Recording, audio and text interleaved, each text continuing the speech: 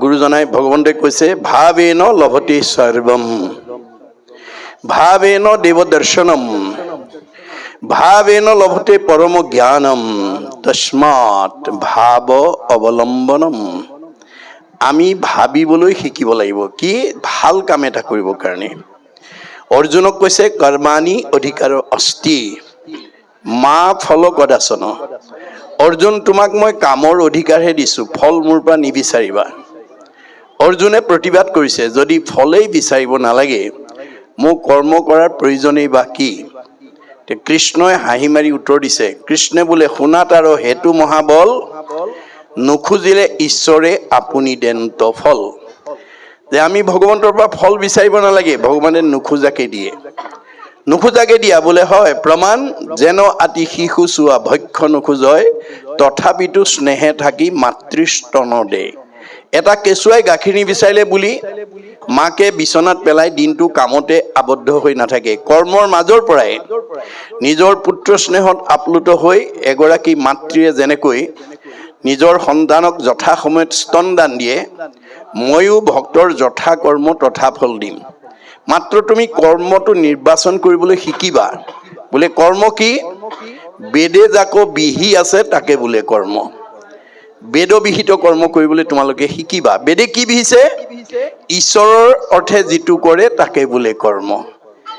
আজি আপোনালোকে 4 দিনীয়া কাৰ্যসূচীৰে ঈশ্বৰৰ অৰ্থে কৰ্মটো কৰিলে, কাৰণ ইমানবিলাক আত্মাক 4 দিন আনি ভাগৱত শ্ৰৱণ কৰাই দিলে আৰু এই পবিত্ৰ স্থানলৈ আগমন কৰাই দিলে। গতিকে যিটোৰ কাৰণে তেওঁলোকৰ জন্ম জন্মান্তৰৰ কাৰণে পুণ্য সঞ্চয় হয়। কৃষ্ণ কথা শুনাৰ লগে লগে উপজয় পুণ্য, পাপ হুৱে দূৰ মিলে মহামুখ্য সুখ প্ৰচুৰ।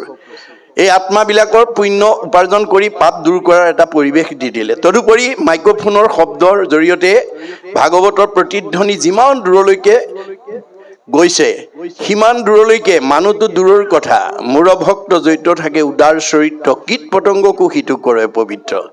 এই 4 দিনীয়া কাৰ্যসূচী ভাগৱত পাঠ ব্যাখ্যাৰ অনুষ্ঠানৰ প্ৰতিধ্বনিয়ে বিশ্বৰ ব্ৰহ্মাণ্ডৰ উপকাৰ সাধন কৰিছে। একজনে যদি নাম ওচৰৈ শুনে মানে পাপ সবাৰো হৰৈ। গতিকে এই জগতৰ উপকাৰমূলক কৰ্ম কৰিবলৈ আমাৰ কি হ'ব লাগিব? ভগৱন্তৰ কৃপা পৰিব লাগিব বুলি কৈছে। আমাৰ ভাগৱতত কৈছে শতকোটি জন্মান্তৰে হুৱে মহাভাগ নৰসৰি ৰকজীৱে তেৱে পাৱে লাগ। শতকোটি জন্ম 84 যোনি অতিবাহিত হৈহে ভাগ্যক্ৰমে আমি নৰদেহা পাইছোঁ। নৰদেহা পালেই নহ'ব, তাতো যেবে মূৰদায়া ভৈল যাক প্ৰতি সেহিহে কৰিব পাৰে আমাতো ভকতি। আজি 10 কবহুৱা গাঁৱৰ ৰাইজৰ ওপৰত ভগৱানৰ কৃপা পৰিছে বুলি আমি অনুভৱ কৰিব লাগিব, নহ'লে এনেকুৱা জগতৰ উপকাৰমূলক কৰ্ম কৰিব নোৱাৰে। আপোনালোকৰ ওপৰত কৃপা পৰিছে, তাতো যেবে মূৰদায়া ভৈল যাক প্ৰতি সেহিহে কৰিব পাৰে আমাতো ভকতি। গতিকে সকলোৱে এই ভক্তি আচৰণ কৰিব নোৱাৰে, আপোনালোকৰ ওপৰত কৃপা পৰিছে। এই কৃপা যদি আপোনালোকে ভগৱানৰ পৰা সদায় পাবৰ কাৰণে বাঞ্ছা কৰে, যেনেকৈ মাধৱদেৱে বাঞ্ছা কৰিছে কি? ধন টকা পইচা নহয়, কৃপাৰ সাগৰ দেৱকী নন্দন পুৰিও মনৰ কাম, ভক্তৰ সংগ সদা নুগুচুক মুখে তোৱা গুণ নাম। যে এই ভকতৰ সংগত আমি ভগৱন্তৰ গুণ নাম শ্ৰৱণ কীৰ্তন কৰিবলৈ পাম, আৰু ভগৱন্তৰ গুণ নাম শ্ৰৱণ কীৰ্তন কৰিলে আমাৰ জন্ম জন্মান্তৰ কাৰণে পুণ্য সঞ্চয় হ'ব। আপোনালোকৰ এই 10 কবহুৱা গাঁৱৰ ৰাইজে যদি এই ধৰণৰ অনুষ্ঠান প্ৰতি বছৰে 100 বাৰ্ষিকলৈকে যদি আগুৱাই নি থাকে, তেতিয়াহ'লে এইখন গাঁৱলৈ অনাগত দিনত বৃদ্ধ বয়সত বৃদ্ধ পিতৃ মাতৃক সেৱা শুশ্ৰূষা কৰাৰ পৰিৱৰ্তে, মৰম চেনেহ লালন পালন কৰাৰ পৰিৱৰ্তে বৃদ্ধাশ্ৰমলৈ খেদি পঠিওৱা জীৱ এইখন গাঁৱলৈ পুত্ৰ হিচাপে আহিব নোৱাৰিব। শাহু বোৱাৰীৰ মাজত মনোমালিন্য ঘটা, ককাই ভাইৰ মাজত হিংসা ভাৱ থকা, সীমাঘৰীয়াৰ লগত মানে হিংসা ভাৱ থকা জীৱ এইখন গাঁৱলৈ আহিব নোৱাৰিব। পোহৰৰ ওচৰলৈ যেনেকৈ আন্ধাৰ আহিব নোৱাৰাটো বিজ্ঞানসন্মত বাস্তৱ সত্য, যিখন গাঁৱত যিখন পৰিয়ালত এই ভাগৱত চৰ্চা হৈ থাকিব, ভক্তি ধৰ্ম, ভক্তি মানে পোহৰ, এই ভক্তি ধৰ্ম প্ৰচাৰ হৈ থাকিব, তালৈকে অনাগত দিনত কোনো বেয়া জীৱ আহিব নোৱাৰে। গতিকে এই ভাগৱত আমি কিয় শুনিব লাগে, কিয় পঢ়িব লাগে, ভাগৱততে উল্লেখ আছে। আকৌ শুনি বন্ধ্যা নাৰী পুত্ৰ হুৱে গুণৱন্ত, দুৰ্জনো সজন হুৱে দুখী ধনৱন্ত। ভাগৱত শুনিলে বন্ধ্যা নাৰীয়ে সুযোগ্য সন্তান পোৱাৰ যোগ্যতা লাভ কৰিব পাৰে। দুষ্ট মানুহ শান্ত হয়, দুখীয়া মানুহ ধনী হয়। এয়া ভাগৱতৰ মাহাত্ম্য। আমি ভাগৱত কিয় শুনিব লাগে? গুৰুজনাই তাৰ এটা উপমা দিছে। আমি প্ৰত্যেক গৃহস্থীৰ লোকসকলে ৰাতিপুৱা শুই উঠাৰ পৰা গধূলা খোৱালৈকে আমি আইনাখন এবাৰ হলেও চাওঁ। আমি আইনাখন কিয় চাওঁ?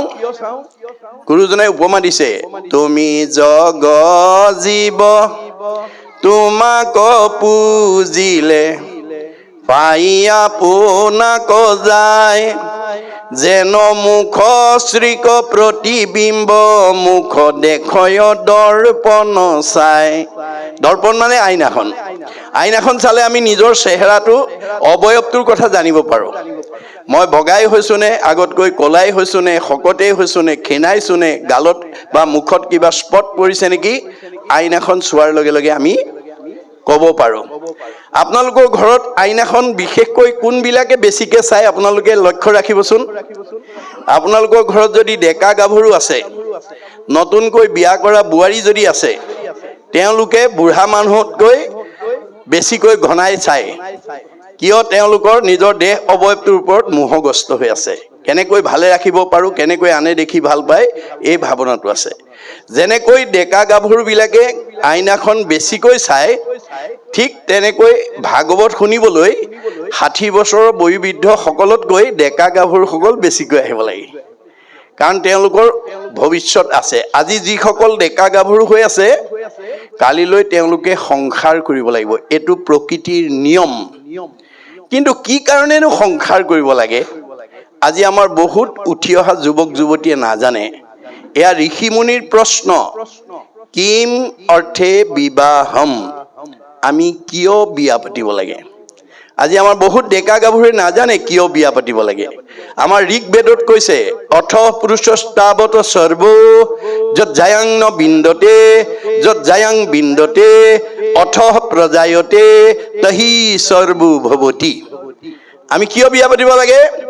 বৈবাহিক সম্পৰ্কৰ দ্বাৰা এই কপহুৱা গাঁৱত যিসকল পিতৃ মাতৃয়ে নিজৰ নিজৰ এটা পৰিয়াল কৰি এখন এখন ঘৰত বাস কৰি আছে, পিতৃ মাতৃ গুচি যোৱাৰ পিছত সেই ঘৰত আমাৰ সেই পিতৃ মাতৃৰ বংশটো অনাগত দিনত এৰি থৈ যাবৰ কাৰণে, পুত্ৰ কন্যা জন্ম দিবৰ কাৰণে বিয়া পাতিব লাগে। কিম অৰ্থে বিবাহম, পুত্ৰাৰ্থে বিবাহম। কিয় বিয়া পাতিব লাগে? পুত্ৰ কন্যা জন্ম দিবৰ কাৰণে বিয়া পাতিব লাগে। কিম অৰ্থে পুত্ৰম, পুত্ৰ কিয় জন্ম দিব লাগে? বেদত কৈছে, পুন্নাম নৰকে তাৰয়তে ইতিহি পুত্ৰাহা। পুন্নাম নৰকৰ পৰা পিতৃ মাতৃক উদ্ধাৰ কৰিবৰ কাৰণে পুত্ৰ কন্যা জন্ম দিব লাগে। ভাগৱতত বৰ্ণিত 84 নৰকৰ ভিতৰত আটাইতকৈ দুখ লগা নৰকখনৰ নাম হৈছে পুন্নাম নৰক। আমাৰ ল'ৰা ছোৱালী জন্ম দিয়া পিতৃ মাতৃৰ জীৱনলৈ এই পুন্নাম নৰকখন কেতিয়া নামি আহিব? 60 বছৰৰ পিছত, এটাৰ পিছত এটাকৈ, ওৱান আফটাৰ আনাডাৰ। আজি দেখা কিচকিচীয়া চুলিকেইডাল কালৰ অতৰ্কিত গতিত মৰাপাতৰ দৰে বগা হৈ যাব। কমনীয় দেহাটো খুতুৰা খুতুৰ পৰিব। বহুত টান টান বস্তু চুবোৱা দাঁতকেইটা খুলুক ধুলুক হ'ব। বহুত দূৰলৈকে দেখা চকুযোৰে দৃষ্টিশক্তি কমি আহিব। ৰিং মাৰিলে শুনা কাণখনৰ শ্ৰৱণ শক্তি কমি আহিব। যাওঁ বুলিলে যাওঁ, খাওঁ বুলিলে খাওঁ বোলা দেহাটোৰ মুখৰ আগত ল'ৰা ছোৱালীয়ে এমুঠি নিদিলে খাবলৈ নোপোৱা অৱস্থা হ'ব। সেই সময়ত বৃদ্ধ পিতৃ মাতৃ সেৱা শুশ্ৰূষা মৰম চেনেহ লালন পালন কৰিবৰ কাৰণে পুত্ৰ কন্যা জন্ম দিব লাগে। এতিয়া কোন পুত্ৰই সেই কাম কৰিব? আমাৰ ভাগৱতৰ 10ম স্কন্ধত কৈছে, ভগৱান কৃষ্ণই নিজে কৈছে, পুত্ৰেও তৰাইবে বুলি শুনি আছা শাস্ত্ৰ, বৈষ্ণৱ পুত্ৰক লাগি বুলি আছে মাত্ৰ। পুত্ৰই তৰাব বুলি কৈছে সঁচা, কিন্তু বৈষ্ণৱ পুত্ৰ জন্ম দিব লাগিব। অবৈষ্ণৱ পুত্ৰ যদি উপজে বংশত, স্বৰ্গ হন্তে পিতৃক পেলাৱে নৰকত। যদি অবৈষ্ণৱ পুত্ৰ জন্ম দিয়ে, পিতৃ মাতৃ স্বৰ্গত থাকিলেও তেওঁলোকক আকৌ নৰকলৈ নমাই লৈ আহিব। আজি আপোনালোকে দেখিছে বহুত পিতৃ মাতৃয়ে ল'ৰা ছোৱালী পঢ়াই শুনাই বহুত বহুত ডিগ্ৰী দি কোনোবা মানে ডক্টৰেট, কোনোবা ডাক্তৰ, কোনোবা ইঞ্জিনিয়াৰ, কোনোবা প্ৰবক্তা, অধিবক্তা, বুদ্ধিজীৱী, জ্ঞানী, মানি বহুত বহুত উচ্চপদস্থ বিষয়ত চাকৰি কৰাৰ যোগ্যতা অৰ্জন কৰি দিছে। কিন্তু কপহুৱা গাঁৱৰ দৰে নামঘৰত ভাগৱতৰ চৰ্চা নথকাৰ কাৰণে, ভাগৱতৰ দৰ্শন নজনাৰ কাৰণে সেইসকল উচ্চ ডিগ্ৰীধাৰী বহু উচ্চপদস্থ বিষয়ত চাকৰি কৰা সন্তানে আজি আমাৰ সমাজলৈ কি আদৰ্শ হৈছে? আনৰটো দূৰৰ কথা, নিজৰ জন্মদাতা পিতৃ মাতৃক বৃদ্ধ বয়সত কেনেকৈ সেৱা কৰিব লাগে, শুশ্ৰূষা কৰিব লাগে, মৰম কৰিব লাগে, লালন কৰিব লাগে, পালন কৰিব লাগে, তাক নাজানি সেইসকল ডিগ্ৰীধাৰী সন্তানে, সেইসকল উচ্চপদস্থ বিষয়ত চাকৰি কৰা সন্তানে বৃদ্ধ পিতৃ মাতৃক বৃদ্ধাশ্ৰমলৈ খেদি পঠিয়াইছে। কিন্তু কপহুৱা গাঁৱত যদি এই আদৰ্শ অব্যাহত থাকে, ইয়ালৈকে তেনেকুৱা সন্তান, তেনেকুৱা জীৱ কেতিয়াও আহিব নোৱাৰিব। মনত ৰাখিব কথাটো। গতিকে আমাৰ পুথিগত ডিগ্ৰী আমাক প্ৰকৃত মানৱ সম্পদ হিচাপে গঢ়ি তুলিব নোৱাৰে। পাশ্চাত্য শিক্ষাবিদ ৰাইমানে কৈছে, for all round development of student religious education is essential. এজন ছাত্ৰক পূৰ্ণাংগ ছাত্ৰ হিচাপে গঢ়ি তুলিবলৈ হ'লে পুথিগত ডিগ্ৰীৰ লগত ধৰ্ম জ্ঞান সংযোগ কৰিবই লাগিব। ৰুচুই কৈছে, the religious education should be included in the curriculum because it is through religion that the fact of youth can be set on the road to the absolute values, truth, beauty and goodness. সত্য শিৱ সুন্দৰক আৰাধনা কৰিবলৈ হ'লে পুথিগত ডিগ্ৰীৰ লগত আমাৰ ধৰ্মীয় আধ্যাত্মিক নৈতিক জ্ঞান যোগ দিবই লাগিব। গতিকে যিটো সময়ত বিশ্ব বিজেতা নেপোলিয়নক ফ্ৰান্সবাসীয়ে প্ৰশ্ন কৰিছিল, হে নেপোলিয়ন, তোমাৰ পৃথিৱীত আটাইতকৈ মান্যবৰ কোন? তেতিয়া উত্তৰত নেপোলিয়নে কি বুলি কৈছিল? I will give higher respect to my parents who have able to seen me in this beautiful world. যি পিতৃ মাতৃয়ে জন্ম দি মোক এই বিচিত্ৰ সংসাৰ দেখালে, পৃথিৱীত পিতৃ মাতৃতকৈ মান্যবৰ ব্যক্তি আৰু দ্বিতীয় মোৰ নাই, যাক শংকৰদেৱে আদি গুৰু পিতৃ মাতৃ বুলি ভাগৱতত উল্লেখ কৰি গৈছে। আজি সেই তত্ত্ব আমি যেতিয়ালৈকে আমাৰ নামঘৰত এই ভাগৱত চৰ্চা নহ'ব, গৃহত ভাগৱত চৰ্চা নহ'ব, ভাগৱত চৰ্চা কৰিবৰ কাৰণে কোনো বাধা নিষেধ মহাপুৰুষ শংকৰদেৱে কৰা নাই। মাধৱদেৱ শংকৰদেৱৰ প্ৰচাৰিত ধৰ্ম সাৰ্বজনীন সনাতন। মনত ৰাখিব কথাটো। হৰি নামক কীৰ্তনতো নাহিকে নিয়ম একো, এতেকেহে ধৰ্ম মাজে সাৰ। ঈশ্বৰৰ নাম গাবলৈ, ক'বলৈ, শুনিবলৈ কোনো নিয়ম বান্ধি দিয়া নাই। দুপৰীয়া পাৰিব, গধূলা নোৱাৰে, ৰাতিপুৱা পাৰিব, দুপৰীয়া নোৱাৰে, ডেকাই পাৰিব, বুঢ়াই নোৱাৰে, বুঢ়াই পাৰিব, ডেকাই নোৱাৰে, মতা মানুহে পাৰিব, মাইকী মানুহে নোৱাৰে, ক'তো বাধা নাই। মনত ৰাখিব কথাটো। চৰ্চা কৰাত বাধা নাই, নিয়ম কেৱল মানে আনুষ্ঠানিকতাতহে প্ৰয়োগ কৰিব। আজি অসমীয়াত মাষ্টাৰ ডিগ্ৰী লোৱা বহুত ছাত্ৰ ছাত্ৰীয়ে টেবুলত ভাগৱত থৈ, গীতা ভাগৱত থৈ পেলাই অধ্যয়ন কৰি মাষ্টাৰ ডিগ্ৰী লৈছে।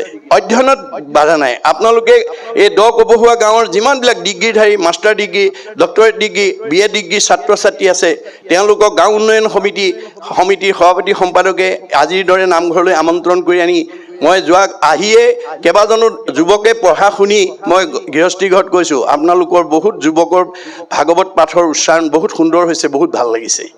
গতিকে অনাগত দিনত যদি তেওঁলোকক এনেধৰণৰ ভাগৱতৰ মাজলৈকে অনা যায়, তেতিয়াহ'লে সেইসকল সন্তানে কেতিয়াও বৃদ্ধ পিতৃ মাতৃক বৃদ্ধ বয়সত বৃদ্ধাশ্ৰমলৈ খেদি পঠিয়াব নোৱাৰিব। মনত ৰাখিব কথাটো।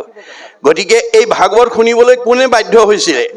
যিজনক ভগৱন্তই ভাৰতবৰ্ষৰ শ্ৰেষ্ঠ বৈষ্ণৱ ৰজা কৰি জন্ম দি পঠিয়াইছিলে, যাৰ নাম আছিল পৰীক্ষিত। বৈষ্ণৱৰ বৈশিষ্ট্য কি?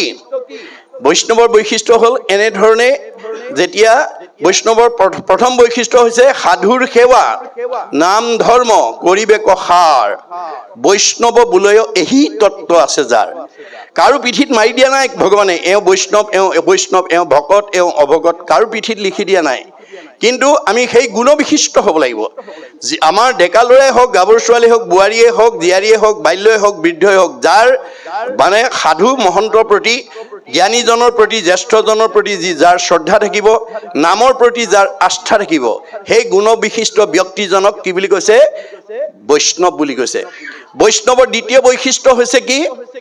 যে মানে এনেধৰণে নামঘৰত বা কোনো ধৰ্ম অনুষ্ঠানত, কোনো ব্যাখ্যামূলক অনুষ্ঠানত একেলগে সমবেতভাৱে বহাৰ পিছত তেওঁলোকে গ্ৰাম্য কথা নাপাতে, বিষয়ৰ কথা নাপাতে, ধন টকা পইচাৰ কথা নাপাতে। কি পাতে? বিঠা বাক্য নুবুলিব, নামাতিব মিছা, কৃষ্ণ কথা শুনিবলৈ কৰিবেক ইচ্ছা। বৈষ্ণৱ গুণসম্পন্ন ব্যক্তিয়ে দিনটোত কেনেকৈ এক ক্ষণ 4 মিনিট, মনত ৰাখিব, 4 মিনিট সময় আমি 24 ঘণ্টাৰ ভিতৰত যদি ভগৱন্তৰ কথা কোৱা শুনা গোৱাত যদি দিব পাৰোঁ, তেতিয়া আমাৰ জীৱনটো সাৰ্থক হ'ব। এক ক্ষণ মানে যিটো শুনে কৃষ্ণ কথা, তাৰ বিনে আনৰ জীৱন যায় বৃথা। মনত ৰাখিব কথাটো। গতিকে এক ক্ষণ হ'লেও বৈষ্ণৱ গুণসম্পন্ন ব্যক্তিয়ে দিনটোত ঈশ্বৰৰ কথা নকলে নুশুনিলে ভাল নাপায়। বৃথা বাক্য নুবুলিব, নামাতিব মিছা, কৃষ্ণ কথা শুনিবলৈ কৰিবেক ইচ্ছা। বৈষ্ণৱ গুণসম্পন্ন ব্যক্তিয়ে সদায় ঈশ্বৰৰ কথা দিনটোত কেনেকৈ শুনি জন্ম জন্মান্তৰৰ কাৰণে পুণ্য সঞ্চয় কৰিব পাৰোঁ, তাৰ কাৰণে সদায় অনুৰাগী হৈ থাকে। কিউৰিয়চিটি অফ মাইণ্ড লৈ তেওঁলোকে গৈ থাকে। মনত ৰাখিব কথাটো। আৰু কি আছে পালে, নামক জপিয়া ব্ৰহ্ম কৰিবেক মন, নিৰামিষে সদায়ে কৰিব ভোজন। বৈষ্ণৱ গুণসম্পন্ন ব্যক্তিয়ে হামিষ নেখায়, কাৰণ হামিষ খালেই কি হ'ব লাগিব, প্ৰাণী হিংসা কৰিব লাগিব। নকৰিব প্ৰাণী হিংসা মনে একোজন, সদায়ে চিন্তিব মাত্ৰ কৃষ্ণৰ চৰণ। কিয় নকৰে? আমাৰ বেদত কৈছে, যত দেখা ভূত প্ৰাণী সবাহাকে বিষ্ণু মানি, হিংসা এৰি কৰা উপকাৰ। আমাৰ বেদত কৈছে ভগৱানে, মই চবতে আছো দেই, কুকুৰ চিগাৰিলে গদৰ ভৰু আত্মাৰাম, জানিয়া সবাকো পৰি কৰিবা প্ৰণাম। দেহটোহে কুকুৰ মেকুৰী গাহৰি, আত্মাৰ কুকুৰ মেকুৰী গাহৰি নাই। কৰ্ম ফলেহে কুকুৰ মেকুৰী হৈছে। গতিকে তাত তোমালোকৰ হাত নাই। যথা কৰ্ম তথা ফল মই দিমেই। মানুহৰ জন্ম পাই যদি পৰিয়ালত কাজিয়া কৰি থাকে, ককাই ভাইৰ মাজত কাজিয়া কৰি থাকে, শাহু বোৱাৰীৰ মাজত কাজিয়া কৰি থাকে, স্বামী স্ত্ৰীৰ মাজত কাজিয়া কৰি থাকে, ভগৱানে বৈকুণ্ঠৰ পৰা চাই থাকে, আনন্দ কৰি থাকে, হাঁহি থাকে। তোমাক মানুহৰ জন্ম দিছিলোঁ মিলা প্ৰীতিৰে থাকিবৰ কাৰণে, মৰম স্নেহত থাকিবৰ কাৰণে, একতাৰ দোলেৰে বান্ধ খাই থাকিবৰ কাৰণে, সমন্বয়ৰ সেতু বান্ধিবৰ কাৰণে, কিন্তু তোমালোকে জ্ঞাতি হিংসা কৰা কুকুৰৰ দৰে কাজিয়া কৰি আছা। এইবাৰ একেবাৰে জেগাত দি দিম, যিমান কৰা কৰিবাগে। কাৰোবাৰ যদি কাজিয়া কৰা স্বভাৱ আছে, আজি ইয়াতে এৰিব দেই। কাজিয়া কৰিব পাৰিব শাহু বোৱাৰীয়ে, কিন্তু দুইজনী কুকুৰৰ জন্ম ল'ব লাগিব। না ভুক্তং ক্ষতে কৰ্ম কল্পকৌটি স্বৰ্দে অপি, অৱশ্যমেব ভুক্তৈবম কীট কৰ্ম শুভা শুভম। কামৰ দুটা ভাগ, এটা ভাল আৰু এটা বেয়া। ভাল কাম কৰিলে ভাল ফল, বেয়া কাম কৰিলে বেয়া ফল আপুনি ভোগ কৰিবই লাগিব। এখেতৰে মোৰে সীমা একেটাই। এখেতে কুঁহিয়াৰ ৰুইছে, মই তিতা কেৰেলা ৰুইছোঁ। এখেতে কুঁহিয়াৰ ৰস খোৱা দেখি মই যদি তিতা কেৰেলা ৰোৱাজনে ভগৱানক কওঁ, মোকো কুঁহিয়াৰ ৰস এগিলাচ খুৱাব, পাৰিব নেকি? মই ৰুওঁতেই তিতা কেৰেলা ৰুইছোঁ, গতিকে মই তিতাই খাব লাগিব। মই কেতিয়াও কুঁহিয়াৰ ৰস বিচাৰিলে নহ'ব। আপুনি জীয়াই থাকোঁতে আনক হিংসা কৰিছে, অন্যায় কৰিছে, ঠগ কৰিছে, দুখ দিছে, আঘাত দিছে, আপুনি দুখেই ভুগিব লাগিব। গতিকে আমি ভাগৱত শুনিবলৈ কিয় আহিব লাগে? বেয়া এৰি ভাল ল'বৰ কাৰণে। বেয়া এৰি ভাল ল'বৰ কাৰণে ভাগৱত শুনিবলৈ আহিব লাগে। ভাগৱত নুশুনা জীৱ কেতিয়াও সংস্কাৰ হ'ব নোৱাৰে। এয়া মহাপুৰুষৰ অভিমত। কৰ্ণপথে ভকতৰ হিয়াত প্ৰৱেশী হৰি, দুৰ্বাসনা হৰে সমস্তই, জলৰ যতে কমল যেহেন শৰতকালে স্বভাৱতে নিৰ্মল কৰে। মানে শৰৎকালৰ পানীৰ দৰে কৃষ্ণ কথা শুনা মানুহ নিৰ্মল হৈ যাব। এইটো বিজ্ঞানে স্বীকাৰ কৰিছে যে আমাৰ উপৰি ভাগত যি বায়ুমণ্ডল আছে, ঘনত্বৰ ওপৰত তাত নিৰ্ভৰ কৰি প্ৰধানকৈ 3টা স্তৰত ভাগ কৰি দেখুৱাইছে: টপস্ফিয়াৰ, টেট্ৰস্ফিয়াৰ, আইনস্ফিয়াৰ। আইনস্ফিয়াৰ আটাইতকৈ ওপৰৰ স্তৰ, যাক বৈতৰণী নদী বুলি কল্পনা কৰা হৈছে। ভাগৱত শুনা জীৱ ইমান নিৰ্মল হৈ যাব যে ই প্ৰয়াণৰ পিছত ৰকেটৰ দৰে 3টা লেয়াৰ ভেদ কৰি 14 ব্ৰহ্মাণ্ডৰ বাহিৰত শুদ্ধ জীৱ ভকতৰ কাৰণে নিৰ্মাণ কৰি থোৱা বৈকুণ্ঠত অৱস্থান কৰিব। সি আৰু ঘূৰি আহিব নালাগে। আমি ভাগৱত শুনিবলৈ কিয় আহিব লাগে? জন্ম ৰহিত হ'বৰ কাৰণে। মনত ৰাখিব, আকৌ জন্ম হৈ থাকিলে আপুনি গৰ্ভৰ যান্ত্ৰণা, মৃত্যুৰ ভয়ে আপোনাৰ পিছত খেদি ফুৰিব। আপুনি তাৰ পৰা কেতিয়াও ৰেহাই নাপায়। গতিকে আমি ভাগৱত শুনি জীৱক নিৰ্মল কৰি আমি যাতে জন্মৰহিত হ'ব পাৰোঁ, তাৰ কাৰণে ভাগৱত শুনিব লাগে। ভাগৱত শুনিবলৈ কিয় আহিব লাগে? নিজৰ হৃদয়খনৰ কথা জানিবৰ কাৰণে। যিখন হৃদয়ত ভগৱন্ত নিবাস কৰি আছে। সমস্ত ভূতৰে মই আছোঁ হৃদয়ত। আমাৰ সকলোৰে হৃদয়তে ভগৱন্ত বিৰাজমান হৈ আছে। ভগৱন্ত থকা জেগাকনক বৃন্দাবন বুলি কোৱা হয়। বৃন্দ মানে আনন্দ, অবন মানে ৰক্ষণ স্থান। য'ত আনন্দ থাকে সেইখনেই বৃন্দাবন, অৰ্থাৎ হৃদয়খন বৃন্দাবন, ভগৱন্ত থকা জেগা। এতিয়া ভগৱন্তই কৈছে, মই থকা জেগাকণ সত্যম শিৱম সুন্দৰম হ'ব লাগিব। মই থকা জেগাকণ আসুৰিক ভাৱ থাকিলে নহ'ব। কোনবিলাক আসুৰিক ভাৱ? কাম, ক্ৰোধ, লোভ, মোহ, মদ, মাৎসৰ্য, ঈৰ্ষা, হিংসা, কুৰ্চুট, কপট, ঠগ, প্ৰবঞ্চনা, পৰনিন্দা, পৰচৰ্চা, অভিমান, অহংকাৰ, পৰ অন্যায়, জেদভাৱ। এই আসুৰিক ভাগবিলাক যাৰ হৃদয়ত থাকিব, সি ডেকা ল'ৰাই হওক, গাভৰু ছোৱালীয়ে হওক, বোৱাৰীয়ে হওক, শাহুৱে হওক, পিতৃয়ে হওক, মাতৃয়ে হওক, সেইখন লেতেৰা হৃদয়। লেতেৰা হৃদয়ত কৃষ্ণ চৈতন্য হৈ নাথাকে। কৃষ্ণ চৈতন্য হৈ নথকা হৃদয়খনৰ মানুহে খোলা হাঁহি মাৰিব নোৱাৰে। খোলা হাঁহি মাৰিব নোৱাৰা মানুহৰ চেহেৰা ভাল নহয়, কমনীয়তা নেবাঢ়ে, আয়ুস বঢ়াব নোৱাৰে। বাইবেলত চলোমনে কৈছে, এ মেৰি হাৰ্ট ডুৱেট good like a medicine, A broken heart dried the bone. যাৰ হৃদয়ত আনন্দ থাকিব, মেডিচিনৰ দৰে কাম কৰিব, চেহেৰা ধুনীয়া কৰিব, কমনীয়তা বঢ়াই তুলিব, পৰম আয়ুস বঢ়াই দিব। যাৰ হৃদয়খন দুখ বেদনাৰে ভৰি থাকিব, সি আৰু ঘিউ মৌ খাওক, তাৰ হাড়লৈকে শুকাই যাব। ঘিউ মৌ বা ভাল আহাৰে আমাৰ চেহেৰা ভাল কৰি ৰাখিব নোৱাৰে, যদি মনটো আমি আনন্দত ৰাখিব নোৱাৰো। সেইকাৰণে কপিলে মাকক কৈছে, মা তুমি জীয়া মানুহৰ দৰে থাকিবলৈ শিকিবা। মাকে কৈছে, বোপাই মৰা মানুহ আছে নেকি? মা মৰা মানুহৰ সংখ্যাই পৰিয়ালত, সমাজত, পৰিৱেশত এতিয়া বেছি। কোনবিলাক মৰা মানুহ? সাধুৰ সংগে কৃষ্ণ কথা নুশুনে যি নৰ, জীৱন্ততে মৰা সিটো অধম পামৰ। কপিল প্ৰভুৱে নিজ মুখেদি কৈছে, আজিৰ দৰে সাধুৰ সংগলৈ, চাৰিদিনীয়া কাৰ্যসূচীলৈ যি মানুহে মন ভাল লগা ঠাইলৈ নাহে, সি মন বেয়া লগা ঠাইতে থাকিব লাগিব। ভগৱানৰ সৃষ্টিত দুটা, এটা পোহৰ, এটা আন্ধাৰ, এটা দিন, এটা ৰাতি, এটা ভাল, এটা বেয়া, এটা সুখ, এটা দুখ, এটা ভক্তি, এটা মায়া, তত্ত্ববতুম, দুটাৰ ওপৰতে আমাৰ জীৱক লৈ আনন্দ কৰি আছে। ভাল কথা শুনিবলৈ নহা মানুহে বেয়া কথাই শুনিব লাগিব। বেয়া কথা শুনা মানুহৰ মন সদায় বেয়াই লাগি থাকিব। যাৰ মনটো সদায় বেয়া লাগি থাকে, সি জীয়াতে মৰা। মাকে ক'লে, বোপাই জীয়া মানুহ হ'বলৈ কি কৰিব লাগিব? মা মোৰ শুনিৰ মল কথা কহন্ত শুনন্ত। যদি জানা, পৰিয়ালক ক'বা, ল'ৰা ছোৱালীক ক'বা, জীয়াৰী বোৱাৰীক ক'বা, বন্ধু বান্ধৱক ক'বা, আলহী অতিথিক ক'বা, সীমা ঘৰীয়াক ক'বা। আৰু যদি নাজানা, কাণ পাতি শুনিবা আনৰ পৰা। শ্ৰোতা নহ'লে মা তুমি কোনোদিন জীৱনত বক্তা হ'ব নোৱাৰিবা। গতিকে আনৰ ভাল কথা শুনাৰ যাৰ ধৈৰ্য নাই, সি আনক ভাল কথা কোৱাৰ কেতিয়াও যোগ্যতা অৰ্জন কৰিব নোৱাৰে। মুঠ বিনে চিত্ত আন দেৱত নেদন্ত, মা মুঠ বিনে আন দেৱতাত মনোযোগ নিদিবা। কাৰণ ব্ৰহ্মা আদি কৰি জীৱ যত ৰাম ৰাম ৰাম ৰাম ৰাম, মায়া সজ্জা মাজে আশ্ৰয় ঘুমতি যায়। আপুনি মইনো কোন? সৃষ্টিকৰ্তা ব্ৰহ্মা, সংহাৰকৰ্তা শিৱ, পালনকৰ্তা বিষ্ণুকে প্ৰমুখ্য কৰি ৩৩ কোটি দেৱতা ভগৱানৰ মায়াত বন্দী হৈ আছে। তেওঁলোক নিজেই অজ্ঞান আন্ধাৰত আছে। আন্ধাৰত থকা মানুহৰ কাষত কোনোবা বহিলে পোহৰ পাব নেকি? নাপায়। ক'ত বহিব লাগিব? অৰ্জুনক কৈছে, যে মাং প্ৰপদন্তে মায়া মেতাম তৰন্তিতে। মই পোহৰ, মোৰ কাষলৈ যেতিয়ালৈকে নাহিবা, মোত যেতিয়ালৈকে আশ্ৰয় নল'বা, তেতিয়ালৈকে তুমি অজ্ঞান আন্ধাৰতে বাস কৰিব লাগিব। গতিকে মোৰ কাষলৈ নহা পৰ্যন্ত তুমি মোৰ অজ্ঞান আন্ধাৰৰ পৰা মুক্ত হ'ব নোৱাৰিবা। সেইকাৰণে আমাৰ ভাগৱতে সদায় এক দেও, এক সেউ, এক বিনে নাই কেও, এক ভগৱন্তত আশ্ৰয় গ্ৰহণ কৰিবৰ কাৰণে শিক্ষা দি আছে। ভগৱন্তৰ সৃষ্টি দেৱতাসকল তেওঁৰ আজ্ঞাবাহী ভিত্ত। আজি আপোনালোকৰ এই 4 দিনীয়া অনুষ্ঠানলৈ যদি এটা দিনত মুখ্যমন্ত্ৰী আহিলেহেঁতেন, তেতিয়াহ'লে আপোনাৰ সমষ্টি MLA মিনিষ্টাৰ বা দলীয় কৰ্মীবিলাকক আপোনালোকে বেলেগকৈ চিঠি দি মাতিব নালাগিলেহেঁতেন। মুখ্যমন্ত্ৰী অহাৰ গম পোৱাৰ লগে লগে দলীয় কৰ্মী আৰু মন্ত্ৰী MLA বিলাক যেনেকৈ নিজে আহে, তেনেকৈ ভগৱন্তৰ নাম লৈ যি মানুহ যায়, যিটো জনে যাই হৰিনাম সেবী, পাছত ফুৰে যত দেৱ দেৱী, যতেক তীৰ্থে তাক স্তুতি কৰৈ, তাৰ বায়ু পাপ সমস্ত হৰৈ। আপুনি সদায় ল'ৰা ছোৱালীক স্কুললৈ যাওঁতে, কোনো কৰ্মস্থলীলৈ যাওঁতে ঈশ্বৰৰ হাজাৰটা নামৰ পৰা এটা নাম লৈ যাবলৈ কাৰণে উপদেশ দিব লাগিব।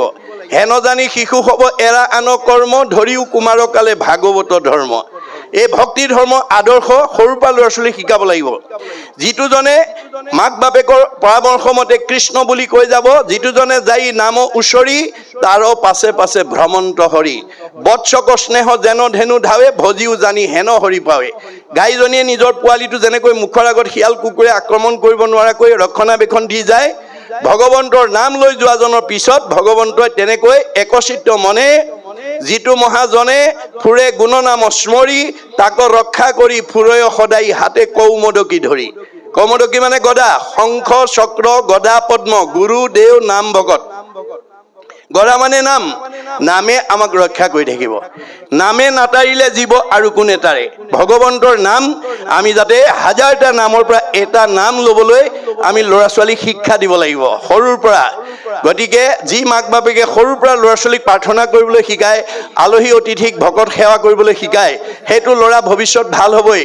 কাৰণ সচেতন পিতৃ মাতৃহে জানে তেওঁ স্কুললৈ পঠিওৱা ল'ৰাটো কোন বিষয়ত বা ছোৱালীজনী কোন বিষয়ত দুৰ্বলতা আছে। অংকত দুৰ্বলতা নে, ইংৰাজীত দুৰ্বলতা নে, সমাজ অধ্যয়নত দুৰ্বলতা নে, বিজ্ঞানত দুৰ্বলতা নে, ছবিত দুৰ্বলতা, সচেতন পিতৃ মাতৃহে জানে। কিন্তু আমাৰ ভাগৱতে কৈছে তোমাৰ ল'ৰাটো বা ছোৱালীটো স্কুললৈ পঠিয়াই কোনোবা বিষয়ত দুৰ্বলতা আছে বুলি জানি সীমানতে সীমাবদ্ধ কৰিলে নহ'ব।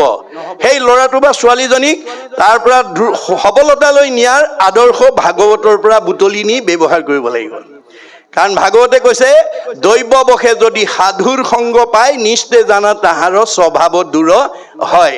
এতিয়া কলি যুগত কাৰো ঘৰলৈ বৈকুণ্ঠপতি কৃষ্ণ আহি নকয়হি তোমালোকৰ ল'ৰা ছোৱালীকেইটা আয়ুষ্মান ভৱ, পঢ়া শুনাত ভাল হ'ব, পৰীক্ষাত ভাল হ'ব বুলি বৈকুণ্ঠপতি কৃষ্ণই আহি কাৰো ঘৰত আশীৰ্বাদ নিদিয়ে। কোনে দিব? আমাৰ ভাগৱতে কৈছে হৰিৰ মূৰ্তিক হৰি ভক্তক দেখিবা, শক্তি অনুৰূপে তাৰ প্ৰীতি আচৰিবা, সমস্ত ভূততে আছে ভগৱান, সেই ভাবি সবাকো কৰিবা বহুমান। ভগৱন্ত সকলোতে আছে আত্মাৰূপে। যত জীৱ জংগম কীট পতংগম অগণগ জগতে ৰিকায়া, সকলোতে ভগৱন্ত আছে। সেইফালৰ পৰা আমাৰ সকলোকে আমি মান্যতা দিব লাগে। কিন্তু মূৰ্তিমন্ত হৈ ভকতত আছে। আজি আপোনালোক চব ভকত, মনত ৰাখিব। কিন্তু আজি গুণত চব ভকত হৈ আছে। হৰি নাম ঘোষি কলি যুগত নিশ্চয় হুইবেক লোক ভকত। কলি যুগত যাৰ মুখত ভগৱন্তৰ হাজাৰটা নামৰ পৰা এটা নাম নিশ্চিত হ'ব, ক'ব, গাব, সেইজন ভকত। আৰু যি এটাও কথা ঈশ্বৰৰ নাম নকয় নাগায়, কদাচিতো নলৱৈ মহুৰ নাম যশ, জানিবা অৰ্জুন সিটো মনুষ্য ৰাক্ষস। ভাগৱতত ভগৱন্তে কৈছে ভগৱন্তৰ হাজাৰটা নামৰ পৰা এটা নাম যাৰ মুখত নাই। মহাপুৰুষ মাধৱদেৱে বিশ্বৰ জীৱশ্ৰেষ্ঠ মানুহ তৰিবৰ কাৰণে 1000 এফাকি ঘোষাৰ এখন অমূল্য গ্ৰন্থ লিখিছে, যাৰ নাম নাম ঘোষা। পৃথিৱীত ধৰ্মশাস্ত্ৰ আছে যত যত, সবা হাৰে সাৰ আছে ঘোষাৰ মধ্যত। গতিকে সমস্ত বেদৰ সাৰ ঘোষাত আছে। যদি 1000 এফাকি ঘোষাৰ পৰা এফাকি ঘোষাও যদি আপোনালোকৰ পৰিয়ালৰ প্ৰতিজন সদস্যৰ মুখত থাকে, চব তৰি যাব। যদি এফাকি ঘোষাও কাৰোবাৰ আজি তাৰিখত মুখস্থ নাই, সেইটো তৰিব নোৱাৰে। মনত ৰাখিব দেই। কপিল বদতি মাও শুনা দেৱহুতি, অভকতে কদাচিতো নপাৱে মুকুতি।